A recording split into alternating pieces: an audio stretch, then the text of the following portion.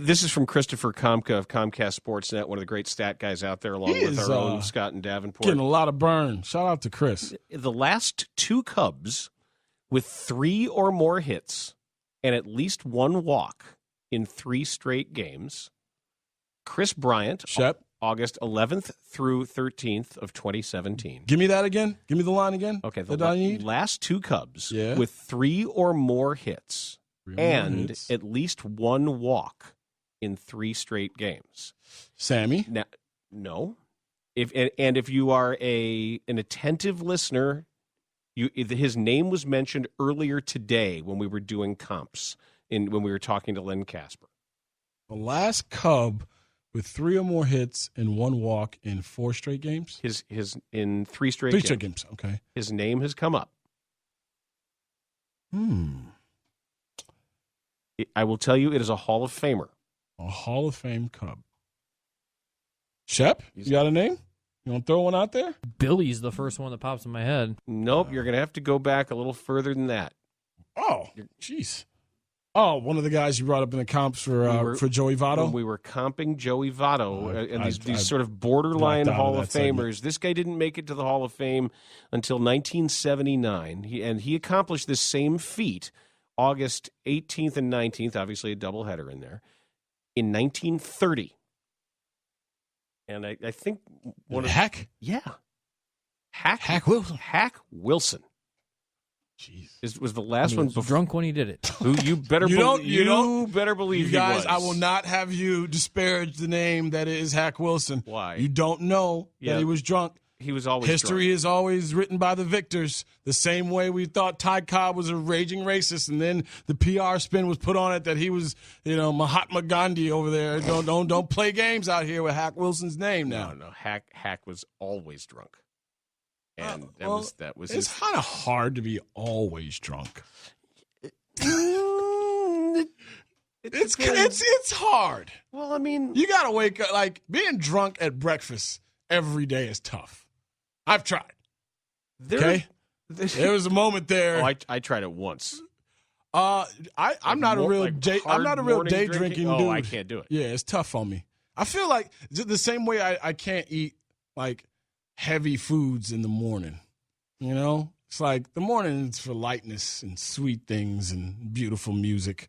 It's not for steak and potatoes. This is from Wikipedia. Wilson's penchant for festivities is well documented. Biographer Clifton Blue Parker described him as the roaring 20s epitome of a baseball player primed for an age of American excess at a time when baseball was America's favorite sport. His love of drinking and partying did not endear him to Cubs owner William Wrigley, who abhorred alcohol consumption. Wilson insisted he never played drunk. Hungover, yes. As the quote, drunk, no. Manager Joe McCarthy worked hard to shield Wilson from Wrigley to keep him on an even keel. Said better than any other manager, Joe understood Hack, made allowances for him when he failed, rewarded him when he did well. He was never with him. See, hungover every morning is different than being drunk every morning. Hungover, you still might be able to get something done. Drunk, you're out there just... Wilson's success in the 1930 season, that one we're talking about, served only to fuel his drinking habits. And in 1931, he reported to spring training 20 pounds overweight. My guy! The National League responded to the prodigious offensive statistics of the previous year by introducing a heavier ball with raised stitching. Wilson complained that the new Cubs manager, former teammate Rogers Hornsby, did not allow him to swing away as much as Joe McCarthy had. Well, that sounds like a you problem, Hack. Hack, we need to talk about this. So he was drunk every day and drunk all the time. I think these stories. Anything's possible. Like I've worked with drunks before, and hell, I've had drunks in my family. And there's a certain time a drunk kind of turns it on. Whatever that time of day is or whatever, you're like, oh, he's drunk again. He's a good old drunk Charlie or whatever you want to call him, whatever his name is. Like, I've worked with guys in various industries. I'm just talking about the UPS thing the other day. I seen a guy during a lunch break knock down a pint of Hennessy or a pint of Remy and get back in there and start tossing packages into that truck. The only time I've really shout out to all my UPS men and women out there. I've really seen it up close and personal, outside of sports and being around athletes, being around coaches and all that. It was that one sales guy. Well, that's a different dude. That's a mutant. When it's noon. Yeah, and he's ripped. And that guy is teetering around in the bathroom. The urinal. Yeah. He's like a buoy. And I said, "Are you okay?" And he goes, "I'm looking for leads." At the bottom of a bottle. That dude. And every day he would show up with different strawberries on his face because he literally was falling on the ground. He was the guy. That guy. I'm sure if he's not dead, he was the guy that came out to the lodge. And no. Okay, it was a different dude. No. That's the dude, the sales guy that came out to the lodge to meet me and Maddie. You're thinking of the dude that fell down the stairs at the Christmas party. Yes, and he ended up in the bushes, and the sheriff came in. It was like, I'm going to get you, sucker. And we're like, we'll see ourselves out. Yes, the sheriff came into the lodge and asked me and Maddie if we had seen him as if he was already dead. And me and Maddie were like, nope, never met him. We knew he had come to meet us. Jesse. Exactly, but I didn't want no body on my hands at that point. I figured I had a burgeoning radio career. You can kiss my ass, you dead white man. You ain't going to putting bodies on you? Yeah, put on me. I'm not Weebay from The Wire. All of a sudden, I'm taking everybody's bodies. This dude came to the lodge, got hammered before he got into the lodge, fell in front of the door, and fell into the bushes, the hedges that were right there, and we just kept walking and laughed it off. 3 hours later, we realized he's not around us, and he's nowhere to be found, and then the sheriff comes in there looking for him. I'm like, I've never met him before, sir. Saw him 3 days later. He got fired that weekend after.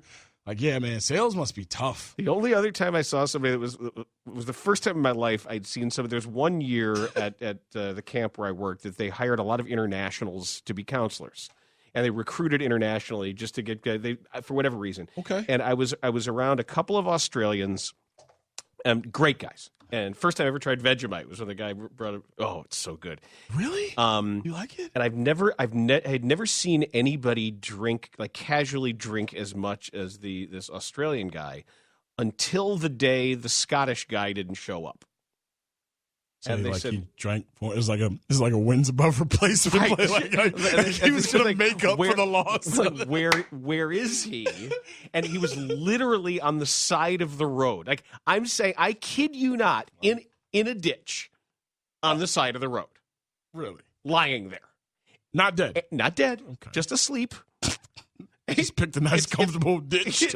Right. It's like that. It's like the story of the old folk song about the Scotsman left the bar one evening fair, and what was tied around on a bow. It's a long song. It's funny though, and not all of us are that blessed. And then it happened again, and when he would go out, that's how drunk he would get. And that was his norm. Night. Right. Yeah. Not I pushed it to the limit. Right. Maybe I should curtail this. Or this is how I get back. Right. Exactly. That's he's asleep in a ditch. It's like, well, yeah. That's what he does. That's what I do. And that's when you got to be a friend and tell him you won't hang out with him if he continues to do this. That's not supposed to happen. Right, you're not supposed to end up in the ditch. That's the one time in your life you tell that story to your kids years later. You're like, man, I never did it again. It can't mean Tuesday, Thursday, Saturday. There's something wrong there. This is workout schedule. Right, we're having a cultural difference here. And shout out to my lady. For some reason, we went through 3/4 of a bottle of Glenlivet last night, watching shows and talking about life.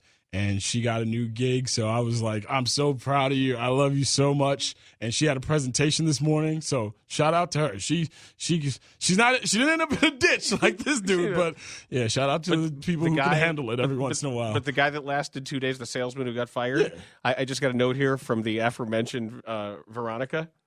Who she said, she has his name. I'm not going to say his name. Right. But she said, his name here with an exclamation point, and she said, the day he got fired, he ran into the door while being escorted out of NBC Tower.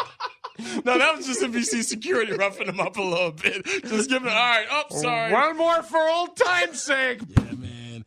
Embarrassed himself at the Christmas party. Different guy. That's a different guy. That's our guy, though. That's I know what I'm who thinking that of. is. I know his name. Yeah. That's not this guy. This guy was short and bruised and battered and hammered, and I think he lasted like a day and a half. And when Agassi hired him, he's like, well, he's got a great resume. Right. And I went to Agassi and like, this guy's wasted. I said, I just left the bathroom. And instead entire of bathroom, Agassi was wasted. the entire bathroom smells like gin. No, instead of Murph flushing urinals in there, I'm the crazy person. I don't hear him when the urinals flush. I don't hear the show. There's something wrong with me. Jerome, play Gillette. Hey, slugger. Right, so I said, so wrong. Right, I just came. You might want to check out this guy. In Your the man's bathroom, over here. Right? Yeah, come get your man. It's the Bernstein and Goff Show.